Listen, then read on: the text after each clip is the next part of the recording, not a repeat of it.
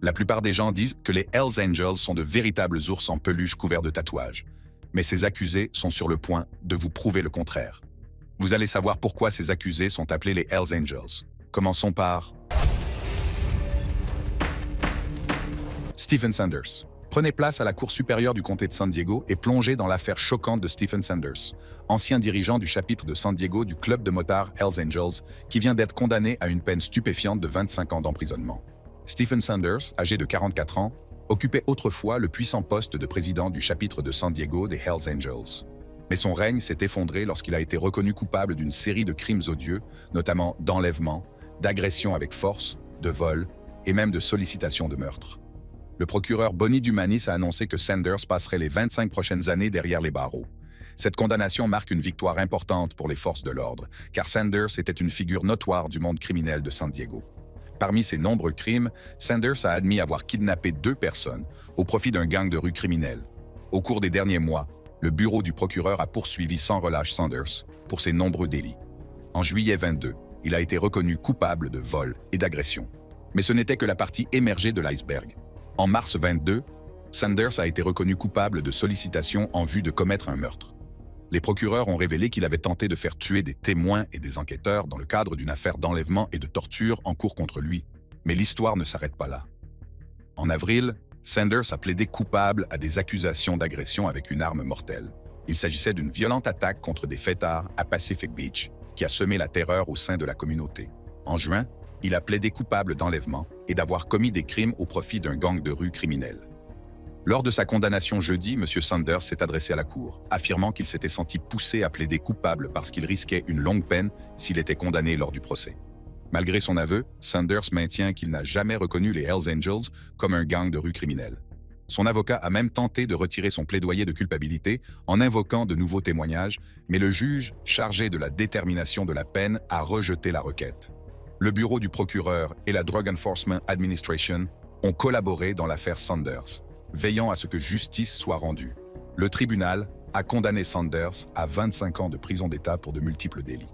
Le procureur Bonnie Dumanis a souligné l'importance de cette condamnation en déclarant « Ces dernières années, cet accusé a commis une série de crimes violents à l'encontre des citoyens de San Diego. Alors qu'il était poursuivi dans une affaire d'enlèvement et de destruction, il a conspiré pour assassiner des personnes qui jouaient un rôle clé dans l'affaire qui l'opposait à la justice. Notre bureau a démantelé ses plans visant à faire tuer des témoins et des agents des forces de l'ordre, en le tenant pour responsable de ces actes. » Vient ensuite le vampire autoproclamé, qui a été condamné pour complicité de meurtre sur des témoins du tribunal. Caius Veiovis. David Glasser, Edward Frampton et Robert Chadwell étaient des amis proches vivant à Pittsfield, dans le Massachusetts. Glasser était un homme à tout faire populaire qui aimait le rock et jouait de la batterie. Malgré quelques handicaps mentaux et physiques, il était apprécié de la communauté. Frampton, décrit comme souffrant d'un handicap mental léger, était un homme actif qui jouait au basketball et participait aux Jeux olympiques spéciaux. Il était également un défenseur des personnes handicapées. Chadwell, un conseiller qui aidait les adolescents ayant des problèmes de drogue et d'alcool, était récemment revenu s'installer à Pittsfield. Leur vie a pris un tournant sombre lorsque Glasser a croisé le chemin d'Adam Lee Hall, un membre haut placé du chapitre du Massachusetts des Hells Angels. 2 ans plus tôt, Hall avait attiré Glasser chez lui et l'avait frappé avec une batte de baseball, le soupçonnant d'avoir volé un carburateur. Glasser a signalé l'agression à la police, ce qui a conduit à l'arrestation de Hall sous de multiples chefs d'accusation, dont agression, drogue et armes. Hall devait comparaître devant le tribunal en septembre 27 et Glasser devait témoigner contre lui. Alors que la tempête tropicale Irene s'abattait sur la côte est à la fin du mois d'août 27, Glasser, Frampton et Chadwell se sont retranchés dans la maison de Glasser et Frampton. Ils ne se doutaient pas que leur vie était en danger imminent. Une fois la tempête passée, Les, le frère de Robert Chadwell, et Erin Forbush, l'assistante sociale de Frampton, ont remarqué que quelque chose n'allait pas. La maison était vide, le camion de Glasser était toujours dans l'allée et les médicaments de Frampton n'avaient pas été touchés. Les 3 hommes ont été portés disparus. La police a lancé une enquête approfondie, sachant que Glasser était en danger en raison de son témoignage à venir contre Adam Lee Hall. 11 jours après que les hommes ont été portés disparus, la découverte macabre a été faite. Les corps démembrés de David Glasser, Edward Frampton et Robert Chadwell ont été retrouvés enterrés dans une fosse, enveloppés dans des sacs en plastique. Les autopsies ont révélé qu'ils avaient été torturés, éviscérés et tués par balle. La police pense que Glasser était la cible principale, Frampton et Chadwell étant des victimes collatérales malheureuses. La police a identifié 3 autres complices. David Chalus, membre de la fraternité aryenne, David Casey, conducteur de pelleteuse de New York, et le plus sensationnel de tous, Caius Domitius Veiovis. Veiovis, qui s'appelait à l'origine Royce Gudfinski Jr., avait légalement changé de nom en 2008 et prétendait être un vampire qui vénérait Satan. Son apparence bizarre, avec ses tatouages faciaux, ses implants sous-dermiques ressemblant à des cornes et ses dents aiguisées, a fait de lui une sensation médiatique internationale. La police a reconstitué les événements qui ont conduit au meurtre. Des témoins ont placé Veiovis en compagnie de Hall et Chalus les jours précédant le crime. Les images de surveillance les montrent quittant ensemble une fête des Hells Angels, malgré la solide défense de Veiovis et l'absence de preuves matérielles le reliant directement au crime. Le procès de Caius Veiovis s'est ouvert en septembre 2014. Il a plaidé non coupable de tous les chefs d'accusation et son équipe de défense a présenté un dossier solide. Aucune preuve matérielle ne permet de le relier directement au meurtre et aucune des armes utilisées n'a jamais été retrouvée. Les témoins de l'accusation dans les affaires Hall et Chalus ont déclaré que Veiovis n'était présent lors d'aucun événement incriminant. La petite amie de Veiovis a même fourni un alibi pour la nuit des meurtres. Contrairement à Hall et Chalus, Veiovis n'était pas membre de la fraternité aryenne ou des Hells Angels et ne possédait pas de moto.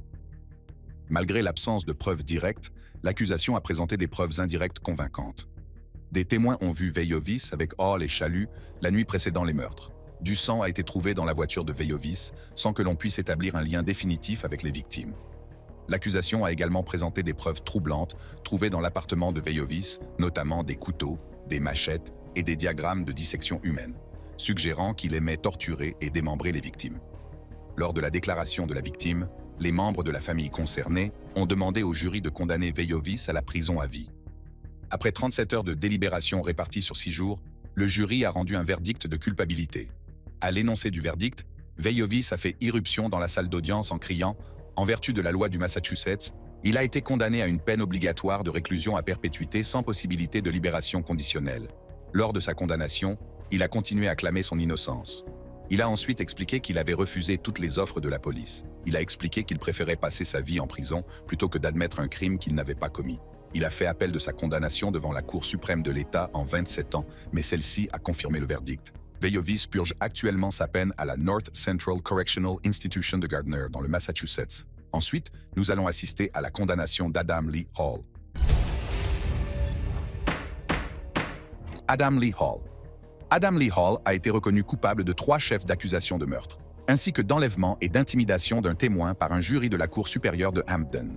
Hall, âgé de 36 ans, est originaire de Peru, dans le Massachusetts, et ses crimes ont laissé une marque indélébile sur la communauté. Les victimes, David Glasser, Edward Frampton et Robert Chadwell, ont été sauvagement assassinés en août 27. Leurs corps ont été retrouvés à Beckett, une petite ville qui n'oubliera jamais cette macabre découverte. Hall, ainsi que 2 autres hommes, a été accusé d'avoir tiré mortellement sur ces 3 hommes de Pittsfield. Le motif? Les réduire au silence afin qu'ils ne puissent pas témoigner contre lui. Le procès d'Adam Lee Hall a été un véritable spectacle juridique qui a bénéficié d'une couverture médiatique intense et suscité l'intérêt du public. Tenu devant la Cour supérieure de Hampden, le procès a été l'aboutissement dramatique d'années d'enquête et de manœuvres juridiques. Adam Lee Hall, membre haut placé des Hells Angels, devait répondre d'un grand nombre de chefs d'accusation, dont 3 pour meurtre, enlèvement et intimidation de témoins. La salle d'audience était bondée à l'ouverture du procès, les familles des victimes, les forces de l'ordre et les curieux occupant tous les sièges disponibles. L'accusation, menée par le procureur David Capless, a présenté un dossier convaincant à l'encontre de M. Hall. Ils ont méticuleusement décrit les événements qui ont conduit au meurtre de David Glasser, Edward Frampton et Robert Chadwell en août 27. L'un des éléments de preuve les plus accablants est le témoignage des co-accusés de Hall. Ces hommes, qui avaient été inculpés aux côtés de Hall, se sont présentés à la barre et l'ont carrément pointé du doigt. Ils ont décrit avec des détails effrayants comment Hall avait orchestré les meurtres pour empêcher Glasser de témoigner contre lui. D'après leurs témoignages, Hall avait déjà agressé Glasser et était déterminé à le faire taire définitivement. Frampton et Chadwell ont été des dommages collatéraux malheureux, tués simplement parce qu'ils étaient avec Glasser et auraient pu être témoins. Un autre témoin clé est un homme accusé de complicité dans le crime. Il a admis avoir aidé à se débarrasser des corps, poussé par la peur des représailles de Hall. Son témoignage brosse un tableau saisissant de l'influence de Hall et du climat de peur qu'il a instauré. Il a décrit comment Hall l'avait menacé. ne lui laissant d'autre choix que de s'acquitter de la tâche macabre de cacher les corps à Beckett. Malgré l'absence de preuves matérielles établissant un lien direct entre Hall et les meurtres, le dossier de l'accusation a été étayé par le poids des témoignages. Le procureur Capeless a souligné la rigueur de l'enquête en déclarant « Un grand nombre de personnes ont accompli un travail incroyable et excellent. Ils n'ont pas ménagé leurs efforts pour déterminer non seulement si Adam Hall était le coupable, mais aussi s'il était possible que quelqu'un d'autre l'ait été. » L'avocat de la défense de Hall, Alan Black, a soutenu avec véhémence qu'il n'y avait aucune preuve concrète liant Hall à la scène de crime. Il a tenté de mettre en doute la crédibilité des témoignages des co-accusés, suggérant qu'ils avaient des raisons de mentir afin de s'assurer des peines plus légères. Toutefois, le jury n'a pas été influencé par ces arguments. La cohérence et le détail des témoignages, combinés au récit de l'accusation, se sont avérés trop convaincants pour être ignorés. Au fur et à mesure que le procès avançait, la charge émotionnelle des familles des victimes devenait de plus en plus évidente. Elles ont assisté à des témoignages poignants, revivant le cauchemar des derniers instants de leurs proches. À la lecture des verdicts, M. Hall a baissé la tête dans la salle d'audience. Le juge l'a condamné à la prison à vie sans possibilité de libération conditionnelle. L'atmosphère était chargée d'émotions, les membres des familles des victimes et les officiers de police s'embrassant, trouvant un certain réconfort dans la justice tant attendue. Carol Chadwell Smith, la sœur de Robert Chadwell, a exprimé son soulagement en déclarant « Je suis heureuse que tout cela soit terminé. Ces 2 années ont été très longues. » Le procès d'Adam Lee Hall a fait date, non seulement en raison de la gravité des crimes commis, mais aussi pour la lumière qu'il a jetée sur le fonctionnement interne des Hells Angels et sur les limites que les membres étaient prêts à franchir pour se protéger. Passons maintenant à un autre drame judiciaire et plongeons-nous dans les événements qui ont entouré le prochain Hells Angel qui a attaqué un homme qui essayait de parler à sa petite amie. Troy Shoulder. Le 6 juin 23, un incident horrible s'est produit dans le quartier d'Ocean Beach à San Diego. 3 jeunes hommes noirs, âgés de 19, 20 et 21 ans, ont été la cible d'une attaque brutale de la part de membres du célèbre gang de motards des Hells Angels. Les victimes ont été poursuivies, ont subi des insultes raciales et ont été informées qu'elles n'avaient rien à faire dans le quartier. Cette attaque non provoquée a eu lieu sur Newport Avenue, un endroit populaire d'Ocean Beach. Le procureur du comté de San Diego, Summer Stephan, a révélé que l'attaque pourrait avoir été déclenchée par l'une des victimes qui avait osé parler à la petite amie de l'un des membres des Hells Angels. Il s'en est suivi une scène tout droit sortie d'un cauchemar. L'une des victimes a réussi à échapper aux blessures en s'enfuyant, mais les 2 autres n'ont pas eu la même chance. L'une d'elles a reçu des coups de poing et de pied et a perdu connaissance, tandis que la 3e victime, allongée sur le sol après avoir été battue par plusieurs personnes, aurait été poignardée à la poitrine par Troy Anthony Shoulder, un chef de longue date des Hells Angels. Après avoir été poignardé, Shoulder a été rapidement emmené par d'autres membres du gang à leur clubhouse d'El Cajon. Le 13 septembre, un grand jury a inculpé 14 personnes pour leur rôle dans l'agression. Les accusations portaient notamment sur le fait que l'agression avait été commise en association avec un gang de rue criminel et sur des allégations de crimes de haine à l'encontre de 11 des accusés. L'accusation la plus grave, la tentative de meurtre, a été portée contre Shoulder. Le grand jury a également ajouté 3 autres accusés pour complicité après les faits pour avoir aidé Shoulder à s'échapper. Le procureur Summer Stephan a clairement indiqué que le comté de San Diego ne tolérerait aucune forme de violence ou de racisme. Elle a souligné que les Hells Angels, connus pour leurs activités criminelles et leurs tendances racistes, ont des sections dans tout l'État, dont une active dans le comté de San Diego. L'odieux racisme de ce gang, en particulier à l'égard des Noirs, est bien documenté. S'il est reconnu coupable, Shoulder risque jusqu'à 39 ans de prison d'État, voire la perpétuité. Le grand jury a également retenu des allégations de crimes de haine à l'encontre de 11 des accusés. Ces accusations mettent en évidence la motivation raciale de l'attaque, les victimes ayant été victimes d'insultes raciales et s'étant vu dire qu'elles n'appartenaient pas à la région. Ensuite, un président des Hells Angels âgé de 66 ans est sur le point de faire face aux foudres de la loi pour une fusillade mortelle qui s'est produite le week-end du Memorial Day. Richard DeVries. Richard John DeVries, 66 ans, président du chapitre de Las Vegas des tristement célèbres Hells Angels, a toujours été un personnage entouré de controverses. Connus pour leur style de vie hors la loi et leurs activités criminelles, les Hells Angels ont une réputation qui les précède. Mais les événements qui se sont déroulés le week-end du Memorial Day en 22 ont porté leur notoriété à un tout autre niveau. Tout a commencé par une fusillade meurtrière sur une autoroute de la banlieue de Las Vegas. Les Hells Angels et leurs rivaux de longue date, les Vagos, se sont affrontés dans un violent échange de coups de feu qui a fait 7 blessés. L'incident a été si intense que plus d'une douzaine de coups de feu ont été tirés une balle atteignant même une église voisine. La communauté est restée sous le choc lorsque les détails de la fusillade ont été révélés. La fusillade serait un acte de représailles. Quelques semaines auparavant, le 23 avril, un membre des Hells Angels, James Vincent Dixon, avait été abattu lors d'un concert de heavy metal à San Bernardino, en Californie. Selon les procureurs, les Vagos étaient responsables de la mort de Dixon et la fusillade du week-end du Memorial Day était le moyen pour les Hells Angels de se venger. Richard DeVries, ainsi que deux autres recrues des Hells Angels, Russell Smith et Stephen Allo, ont été arrêtés et inculpés de plusieurs chefs d'accusation de tentative de meurtre. Le trio a comparu pour la première fois le 2 juin 2022 devant le tribunal de justice d'Henderson. La salle d'audience était pleine de tension à mesure que les détails de la fusillade étaient révélés. Un témoin anonyme a fourni des preuves vidéo montrant DeVries, Smith et Allo, tous portant des vêtements des Hells Angels, s'approchant des membres des Vagos avant que des coups de feu ne retentissent sur la route US 95. Cette vidéo a été déterminante pour les relier au crime. Malgré les preuves accablantes, l'avocat de DeVries, Richard Schoenfeld, a fait valoir que son client était un vétéran militaire au casier judiciaire vierge et qu'il n'y avait aucune preuve qu'il ait tiré avec une arme à feu. Mais le tribunal n'a pas été convaincu. Il a été reconnu coupable de plusieurs chefs d'accusation de tentative de meurtre à la suite de la violente fusillade qui s'est déroulée le week-end du Memorial Day. La salle d'audience était tendue pendant que l'accusation exposait ses arguments. Elle a présenté la vidéo fournie par un témoin anonyme qui montrait DeVries et ses associés s'approchant des membres des Vagos avant que les coups de feu n'éclatent. Les images étaient accablantes et établissaient clairement un lien entre les Hells Angels et la scène chaotique qui s'est déroulée sur la route US 95. Les procureurs ont soutenu que la fusillade était un acte de représailles pour le meurtre de James Vincent Dixon, un autre membre des Hells Angels, à San Bernardino quelques semaines plus tôt. L'avocat de DeVries, Richard Schoenfeld, a tenté de brosser un tableau différent.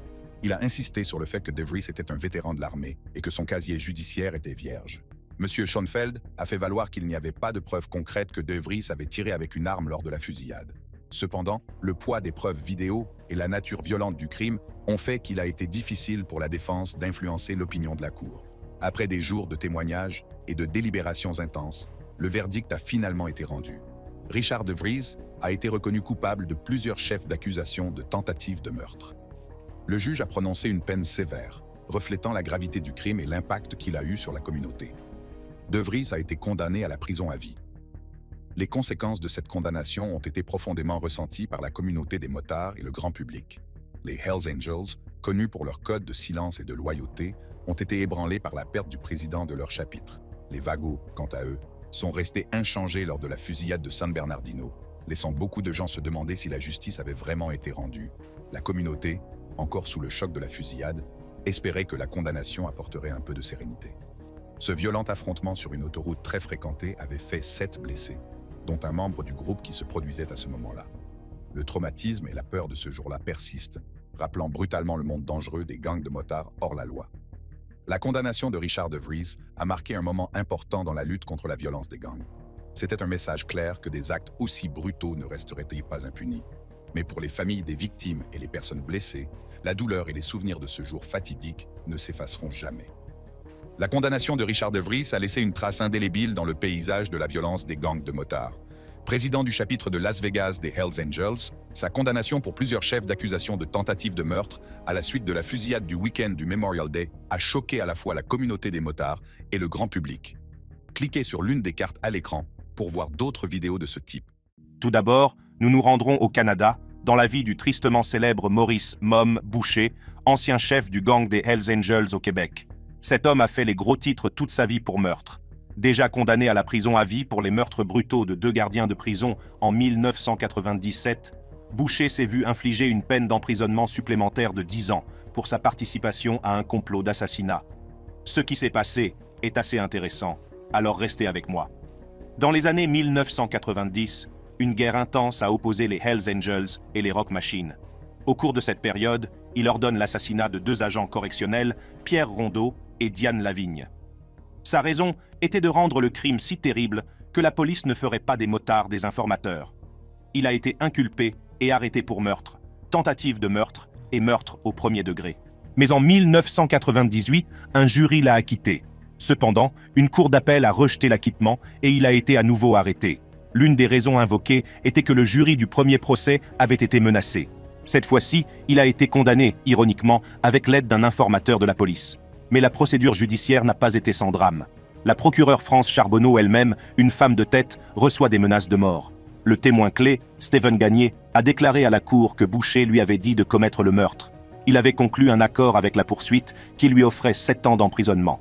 Mais la plus grande preuve contre Boucher est constituée par des documents financiers qui montrent qu'en 8 mois seulement, en 2000, les nomades ont gagné 111 503 110 $ au Québec.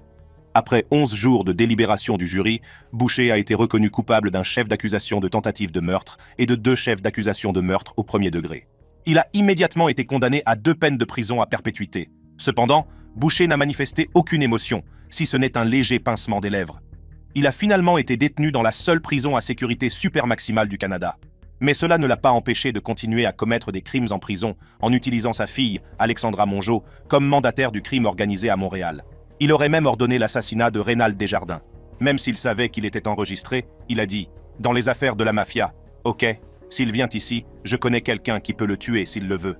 Parce que, pour moi, Desjardins sera amené ici, à Stehan-des-Plaines. S'il vient ici, on peut le tuer. » Il a ensuite fait un geste de poignardage avec ses mains. Le plan est cependant déjoué et Boucher est arrêté dans sa cellule de prison. Il a été à nouveau accusé de conspiration en vue de commettre un meurtre. À la plus grande surprise de tout le monde lors du procès, il a immédiatement plaidé coupable et a été inculpé de 10 ans supplémentaires. Mais honnêtement, il ne semblait pas s'en soucier. Lorsque le juge Eric Downs lui a demandé de confirmer son plaidoyer de culpabilité à l'accusation de complot, Boucher a dû élever la voix et s'exclamer « Coupable !» Lorsqu'il a eu l'occasion de s'adresser à la cour, Boucher a choisi de rester silencieux, prononçant seulement les mots « Tout va bien ». Le juge Eric Downs, de la Cour supérieure du Québec, avait un point de vue différent. Il a décrit Boucher comme quelqu'un qui n'a aucune chance de réadaptation et a noté qu'à part son plaidoyer de culpabilité, il n'y avait aucune circonstance atténuante importante dans l'affaire. C'est comme si Boucher appréciait le fait que les gens pensent qu'il est un meurtrier et qu'il n'essayait même pas de le cacher. Le photographe John Mahoney a réussi à capturer une image déterminante de Boucher lors des funérailles de Normand Biff Hamel, un membre des nomades assassinés. La photo, où l'on voit Boucher brandir un signe de paix, symbolise son attitude effrontée face à des circonstances violentes. Ensuite, nous nous rendrons à Berlin, en Allemagne, pour la condamnation de Kadir Padir et de plusieurs autres personnes.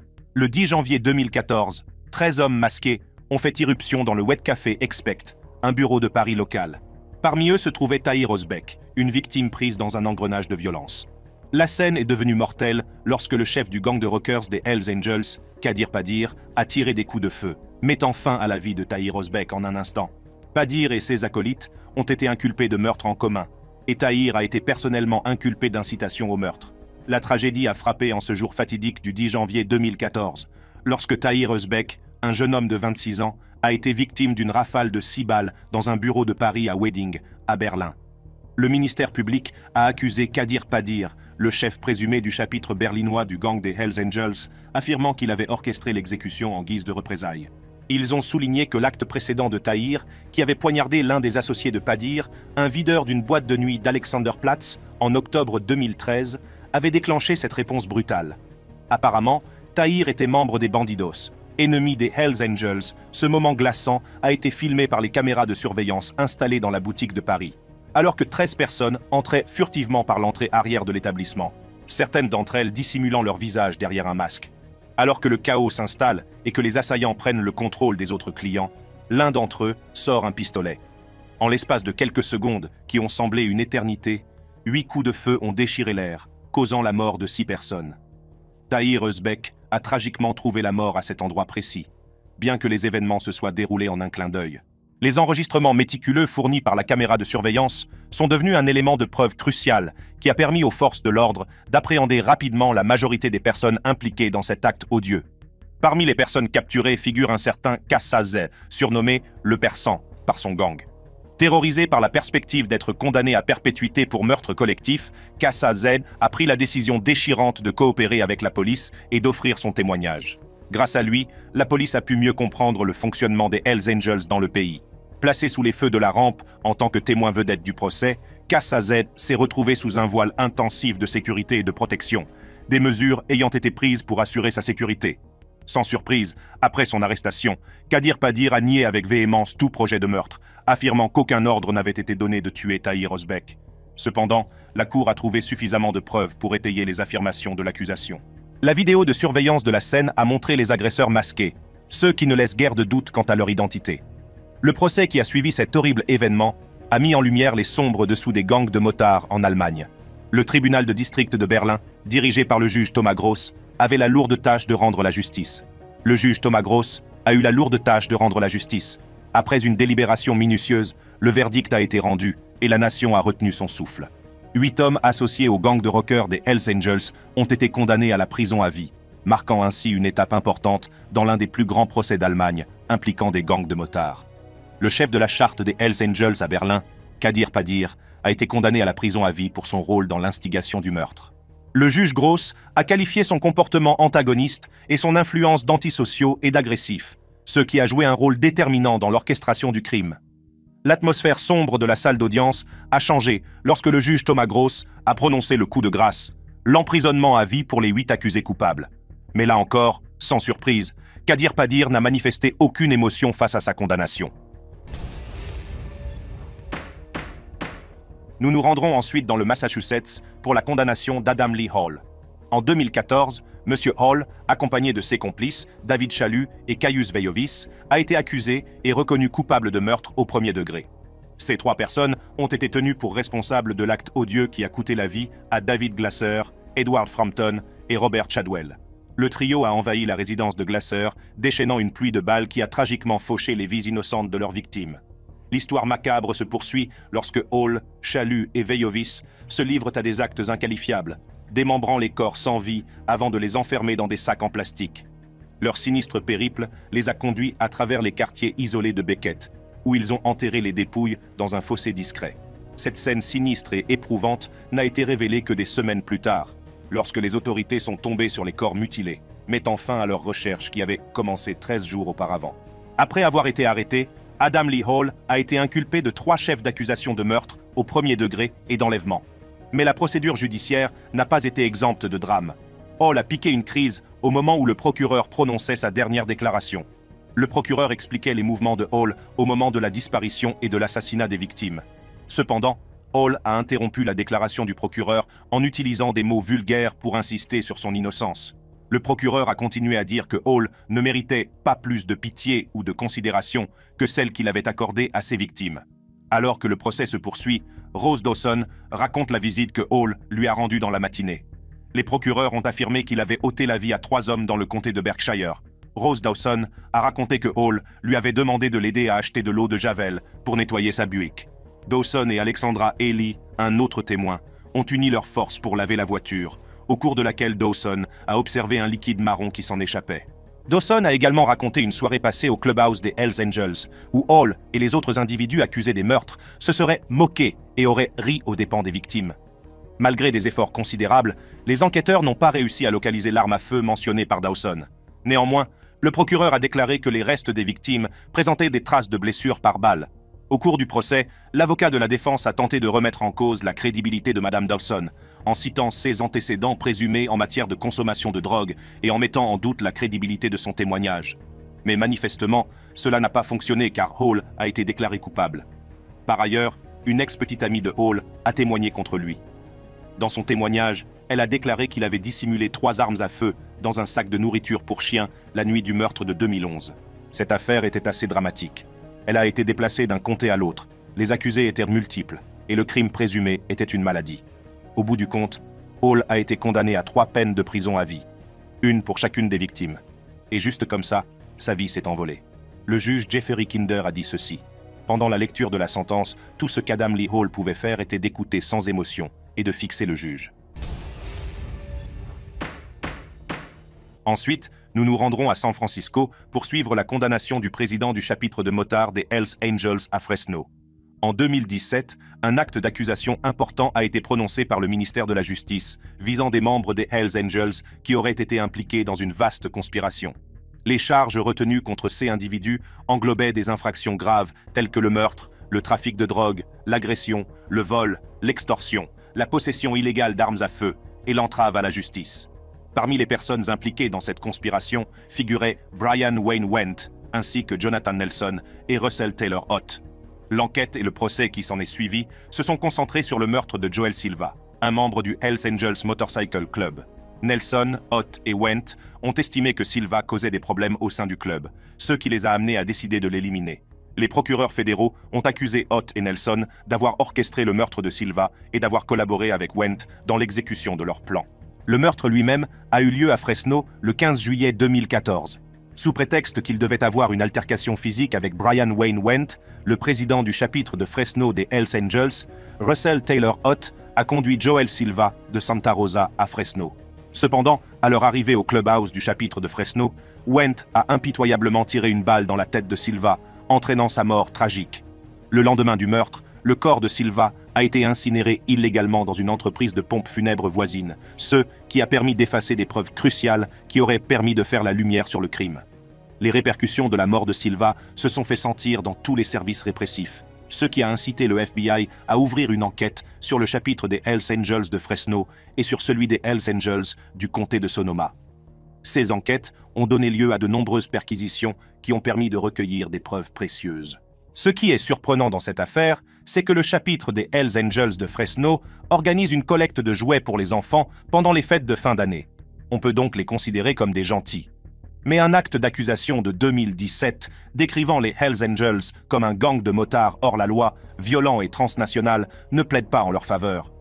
Le chapitre du comté de Sonoma des Hells Angels était considéré comme un sous-ensemble du gang dont les membres opèrent principalement dans ce comté de Californie du Nord. Au cours du procès, de nouvelles révélations ont été faites sur les activités du club des Hells Angels de Sonoma. Des témoins se sont manifestés et ont fait état d'une méthode d'intimidation inquiétante employée par le gang de motards pour dissuader les personnes de communiquer des informations aux services de police. Toute personne susceptible de servir de témoin, ou même sa famille, a fait l'objet de menaces explicites de mort si elle coopérait avec les autorités. En raison de la gravité de leurs crimes et de leur participation à la conspiration, les 3 accusés risquent une peine d'emprisonnement à perpétuité obligatoire. Le ministère de la Justice a clairement indiqué qu'ils paieraient les conséquences de leurs actes. Et ils ont payé. Brian Wayne Went, ainsi que ses 2 collaborateurs, ont été condamnés à la prison à vie. Lorsque les portes de la salle d'audience se sont refermées, Went, Nelson et Ott se sont retrouvés aux prises avec le poids de leurs actes, confrontés à un avenir derrière les barreaux et à la réalité inévitable d'une condamnation à perpétuité. Ensuite, nous nous rendrons directement à Seattle pour la condamnation de Rodney Lee Rollness, qui a tout fait pour arrêter la procédure judiciaire. Rollness a été reconnu coupable du meurtre de Michael Santa Walsh lors d'une fête dans le comté rural de Snohomish en 2001. Walsh avait gagné son nom grâce à sa barbe blanche et au fait qu'il jouait le rôle du Père Noël pour les enfants souffrant de troubles du développement. Les procureurs ont révélé que Rollness et un autre individu ont commis le crime après avoir découvert que Walsh avait faussement prétendu être membre des Hells Angels. En conséquence de leurs actes, ils ont reçu un écusson Filthy Few, signifiant qu'ils étaient prêts à tuer au nom du club. Il a donc été inculpé de vol, d'extorsion et de meurtre. Rodney Lee Rollness a été condamné par le tribunal de district de Seattle. Il a cependant interrompu la procédure pour exprimer son mécontentement, affirmant qu'il avait été traité injustement. Les procureurs ont présenté des preuves démontrant les antécédents de violence et d'agression de Rollness. En 2001, avec l'accord du club, il a brutalement agressé un homme de 60 ans et lui a volé ses souvenirs des Hells Angels. Le même été, Rollness a tiré sur Walsh et l'a tué, abandonnant son corps sur le bord de la route. En outre, le gouvernement a relaté d'autres cas où Rollness avait volé des motos Harley-Davidson après avoir menacé leur propriétaire. Lorsqu'un ami handicapé mental d'une victime a contacté la police, Rollness l'a terrorisé et a même menacé d'enlever ses tatouages à l'aide d'une brosse métallique. Finalement, l'homme a cédé sa moto à Rollness afin de régler leurs différends. Les procureurs fédéraux ont décrit Rollness comme une brute mesquine, méchante, cruelle et violente. Ils ont fourni un récit convaincant de sa quête d'adhésion aux Hells Angels et de sa défense zélée de la réputation du club. Ces aspects dressent le portrait inquiétant d'un homme qui croyait en l'usage de la force pour maintenir l'honneur associé à l'affiliation qu'il avait choisie. L'accusation du gouvernement a révélé que Rollness et les autres membres des Hells Angels faisaient preuve d'une criminalité impitoyable qui contredisait l'image publique du Nomad Chapter, basé à Seattle. Leur but était de défendre la réputation du club, une responsabilité dont ils s'acquittaient en punissant et, dans le cas de Rollness, en tuant toute personne qui se présentait faussement comme un membre. Cette condamnation très médiatisée a marqué un triomphe important pour le gouvernement dans sa lutte permanente contre les bandes de motards hors la loi. Rollness, qui était un agent d'exécution pour le patch des Hells Angels, un emblème en forme de crâne ailé indiquant l'appartenance au club, avait poursuivi sans relâche son aspiration à rejoindre le club. Comme l'indiquent les documents judiciaires, Rollness considérait que le port de l'écusson était un honneur et qu'il était de son devoir de punir les individus qui se faisaient passer pour des Hells Angels. Pour Rollness, porter l'écusson était un honneur et quiconque osait prétendre à tort qu'il était un Hells Angel méritait d'être puni, ont déclaré les procureurs fédéraux dans les documents relatifs à la détermination de la peine. À l'issue d'un procès de 10 semaines pour racket, Rollness, ainsi que 2 autres membres du club de motards, ont été reconnus coupables de 12 chefs d'accusation, notamment de meurtre, de conspiration et d'appartenance à une organisation de racket, d'influence et de corruption, RICO. Le ministère de la Justice, qui utilisait à l'origine la loi RICO contre les syndicats du crime tels que la mafia, l'a adaptée pour cibler les gangs de rue et les organisations violentes. Il a donc été condamné à la prison à vie. Lorsqu'il a appris la condamnation à perpétuité, Rollness a exprimé son mécontentement et a accusé le juge d'avoir autorisé de faux témoignages de la part d'informateurs rémunérés. Ils ont triché, ils se sont parjurés. J'ai entendu assez de mensonges de la part de ces gens. Pour lui, il s'agissait d'une attaque soigneusement planifiée contre sa personnalité par des flics véreux. Lors de la condamnation, il a également déclaré « J'ai été victime d'un coup monté. Je ne suis pas coupable ici. Je suis seulement coupable d'avoir défendu ma famille et de m'être opposé à des flics véreux. Vous condamnez illégalement un homme innocent. Toutefois, ces griefs et ces protestations devront être traités dans le cadre de la procédure d'appel, car le juge Lasnik a clairement indiqué que les préoccupations de M. Rollness n'auraient pas d'incidence sur le résultat de sa condamnation. Ensuite, nous assisterons à la condamnation dramatique de Caius Veiovis. Caius Veiovis faisait partie du groupe des Hells Angels qui a planifié et orchestré le meurtre de David Glasser, Edward Frampton et Robert Chadwell. Selon les procureurs, Veiovis a participé activement à l'enlèvement et à l'assassinat par balle des victimes, ainsi que de 2 autres personnes qui ont ensuite été assassinées afin de les faire taire en tant que témoins de l'un des meurtres. L'une des victimes, Glasser, devait témoigner contre un membre des Hells Angels dans une affaire d'agression. C'est ainsi que Veiovis a été inculpé de meurtre au 1er degré, d'intimidation de témoins et d'enlèvement. Cependant, il y a eu un petit drame dans la salle d'audience. La défense a insisté sur l'innocence de son client. Même Veiovis a insisté sur le fait qu'il était innocent et a affirmé que l'accusation était au courant. Il a même refusé d'accepter toute transaction ou de parler à la police. Cependant, l'accusation a insisté sur le fait que Veiovis était impliqué dans le meurtre.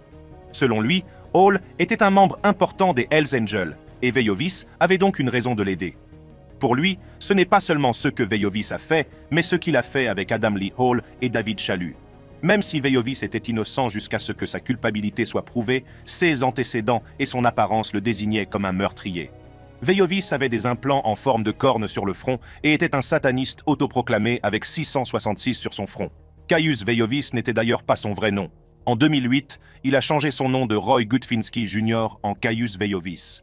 Caius est un vampire dans la série Twilight et Veiovis est un dieu romain qui s'échappe de l'enfer.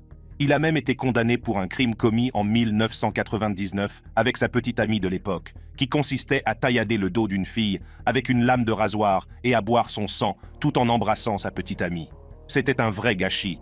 En 2000, Veiovis a été condamné à 10 ans de prison, dont il a purgé 3 ans avant d'être libéré. Mais il ne s'est pas arrêté pour autant.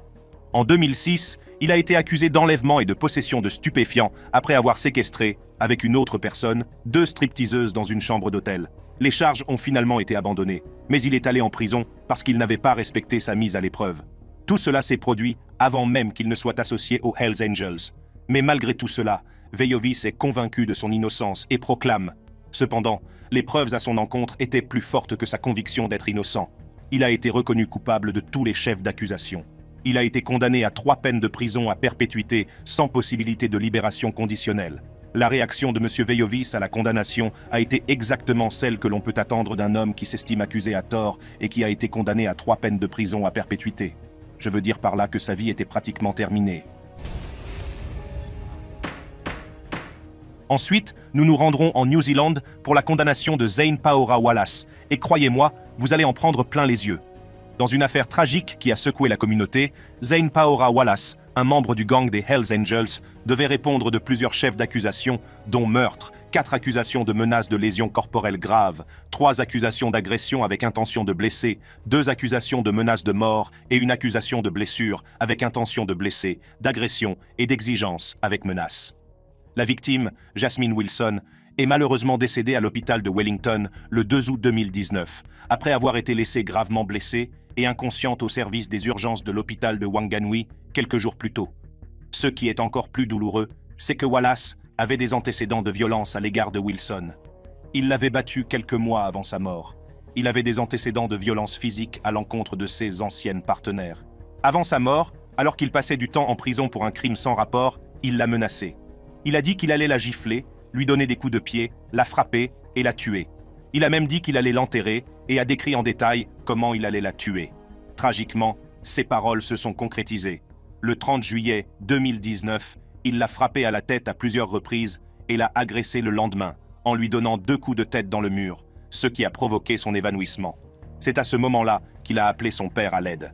La gravité de la situation s'est accrue lorsqu'il est apparu que non seulement Zane Wallace, mais aussi son père, sa mère Leanne et sa sœur Stevie Lee Wallace avaient été reconnus coupables et condamnés pour avoir tenté de détourner le cours de la justice dans le cadre de la mort de Wilson. Mais ce n'est pas tout. Stevie Lee Wallace, ainsi que les autres, ont délibérément induit en erreur le personnel de l'hôpital et les forces de l'ordre en fournissant de multiples récits sur la manière dont Madame Wilson avait été blessée, ce qui a semé la confusion dans l'enquête. Au cours de la procédure judiciaire, 11 déclarations de victimes ont été présentées, chacune d'entre elles brossant un tableau saisissant du caractère remarquable de Madame Wilson, une personne aimable, talentueuse et rayonnante qui illuminait toutes les pièces où elle entrait. Brenda Oshie, la mère de Wilson, a décrit sa fille comme étant profondément attachée à son wano, au Te Ao Maori, le monde maori, et aux arts. Wilson était une sœur aimante, une tutrice de Kappa Aka et une plaisanterie toujours souriante. Sa sœur, Georgia Oshie, a embrassé la carrière de maquilleuse grâce aux encouragements de Wilson. Tragiquement, Georgia a dû utiliser ses compétences pour essayer de reconstruire le visage de sa sœur après sa mort prématurée, hantée à jamais par l'image de sa sœur, autrefois pleine de vie. On ne peut imaginer la douleur qu'elle a ressentie en faisant cela. Mary Mitchell, la tante de Wilson, décrit Zane Wallace comme un trompeur, couvert d'innocence, à jamais entaché par le sang qu'il a sur les mains. Selon Mary Mitchell, Wilson a probablement enduré ces abus par crainte pour la sécurité de sa famille. Chris Wilson, le père de Wilson, a déclaré qu'aucun mot qu'il pourrait prononcer ne changerait Zane Wallace. Au lieu de cela, il a demandé à la Cour d'imposer une peine d'emprisonnement significative, permettant au système correctionnel de s'attaquer à la fracture de Zane Wallace. Le procureur, Chris Wilkinson Smith, a parlé du meurtre comme d'une horrible tragédie, aggravée par la perte récente du père des fils de Wilson. La défense, Debbie Goodlett, a reconnu que Wallace savait qu'il serait condamné à une peine de prison à perpétuité ou à une libération conditionnelle. Elle a déclaré qu'il s'était engagé à traiter les problèmes sous-jacents qui alimentaient ses tendances violentes. Mais est-ce suffisant? Le juge Francis Cook a tenu compte du passé tumultueux de Zane Wallace, marqué par l'aliénation culturelle, les privations, la violence et la toxicomanie.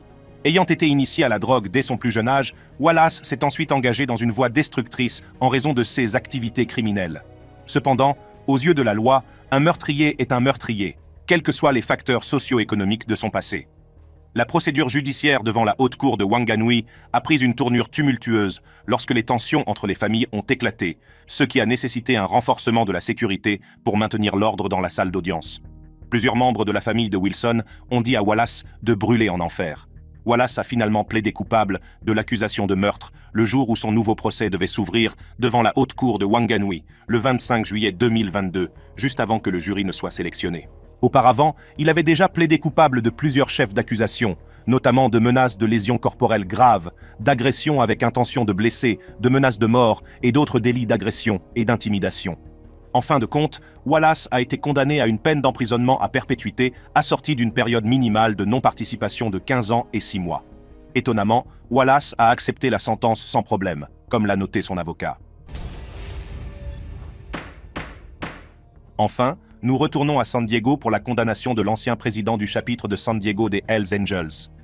En juin 2013, Stephen Charles Sanders s'est retrouvé au cœur d'une affaire judiciaire choquante. Tout a commencé par son implication dans une série d'enlèvements. Rapidement, il a été inculpé d'enlèvement, de vol, de sollicitation à commettre un meurtre et d'agression avec une force susceptible de causer de graves lésions corporelles. Avant d'entrer dans les détails de cette affaire, prenons un peu de recul et apprenons à connaître Sanders lui-même. En avril 2007, il a occupé le poste de président du chapitre de San Diego des tristement célèbres Hells Angels, un gang de motards hors la loi. Lors d'une réunion des Hells Angels, Sanders a proposé d'exclure un membre du nom de Nick Neff, le mettant ainsi en porte-à-faux avec le gang. Neff a payé un lourd tribut pour sa déloyauté. Il a été attaqué puis emmené à l'extérieur, où Sanders l'a personnellement maîtrisé. Sur ordre de Sanders, un autre membre a utilisé un pistolet à tatouage pour effacer les tatouages de Neff, un avertissement glaçant de ne pas parler à la police. Mais l'histoire ne s'arrête pas là. Sanders, ainsi que 2 autres membres des Hells Angels, ont emmené Neff dans son camion pour récupérer le titre de propriété de la moto de Neff. Contraint et forcé, Neff signe le titre de propriété, espérant ainsi sauver sa vie. C'est alors que les événements ont pris une autre tournure sinistre. Sanders et ses acolytes ont escorté Neff jusqu'à son domicile, où les 2 membres sont entrés. Une fois à l'intérieur, ils se sont emparés sans ménagement de biens de valeur, dont une télévision, un calendrier des Hells Angels et des photographies personnelles des membres du gang. En mai 2010, nous découvrons une autre victime des tendances violentes de Sanders. Preston James, un malheureux employé d'un magasin de motos appartenant à la femme de Sanders, s'est retrouvé dans un cauchemar. Sanders, accompagné de 2 autres membres des Hells Angels, demande à James de l'aider à charger des tables et des chaises dans un camion. James était loin de se douter que cette tâche anodine se transformerait rapidement en un véritable cauchemar. Kirtit Nielsen, le fils de Sanders, et Sanders lui-même ont battu James. Sanders a ensuite demandé à son fils et à Nielsen de forcer James à monter dans le camion de Shane. Leurs intentions malveillantes sont devenues évidentes lorsque Sanders a révélé leur plan pour voler la moto de James. Pour s'assurer de la conformité, le gang de Sanders a pris le téléphone portable et le couteau de James. Peu après, Sanders et son complice, Mike Ottinger, sont arrivés dans le camion de Sanders et sont entrés au domicile de James. Ils en sont ressortis avec encore plus d'objets. Une arme à feu appartenant à James, une arme à feu appartenant à son colocataire et divers objets ornés d'insignes des Hells Angels. Mais très vite, la loi l'a rattrapé. Les réactions de la défense, de l'accusation et du juge au cours du procès ont été un mélange d'indignation et de détermination à ce que justice soit faite. Le procureur du comté de San Diego, Bonnie Dumanis, a déclaré que Sanders voulait faire tuer des témoins et des agents de la force publique. Les procureurs ont également déclaré qu'il avait tenté de tuer des témoins et des enquêteurs liés à une affaire d'enlèvement et de torture en cours contre lui. Il a ensuite été condamné pour sollicitation de meurtre, puis a plaidé coupable d'agression avant que l'affaire ne soit jugée. L'accord de plaidoyer de Sanders, qui comprenait une sentence stipulée et une renonciation au droit d'appel, laissait peu de place à la clémence. En fin de compte, le tribunal a prononcé sa décision. Sanders a été condamné à 25 ans de prison. Cependant, en réagissant à sa condamnation, Sanders n'a cessé de dire qu'il avait été poussé à plaider coupable par crainte des conséquences du procès. Sanders n'a cessé de répéter qu'on l'avait poussé à plaider coupable par crainte de ceux que le procès pourrait réserver. En fait, il a carrément dit qu'il n'avait pas commis les crimes, et le bureau du procureur les a ciblés et a même fabriqué des preuves contre lui. Merci d'avoir regardé. Cliquez sur les vidéos sur votre écran pour un contenu similaire.